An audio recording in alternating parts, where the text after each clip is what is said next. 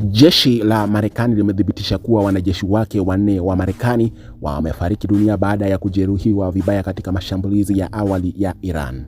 Kwa mujibu wa USA Central Command, yani CENTCOM, kufikia saa 1:30 asubuhi saa za mashariki mwa Marekani, wanajeshi 4 wa Marekani wameuawa vitani.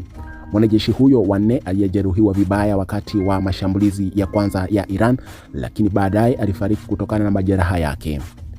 Jeshi la Marekani limesema operesheni kubwa za kivita bado zinaendelea, huku juhudi za kukabiliana na mashambulizi hayo zikiendelea. Majina ya wanajeshi hao hayatatolewa hadi saa 24 zipite baada ya familia zao kupewa taarifa rasmi. Wikendi iliyopita wanajeshi 3 waliuawa katika operesheni ya pamoja dhidi ya Iran iitwayo Operation Epic Fury, huku wengine 5 wakijeruhiwa vibaya. Kwa mujibu wa msemaji wa CENTCOM, jumla ya wanajeshi 18 wamejeruhiwa vibaya hadi kufikia sasa.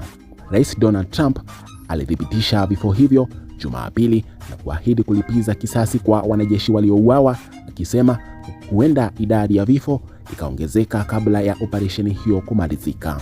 Waziri wa Ulinzi Pete Hegseth na mwenyekiti wa majeshi ya pamoja Jenerali Dan waliwapa heshima wanajeshi hao, wakisema walikuwa mfano wa kujitoa kwa hali na mali juu ya taifa lao.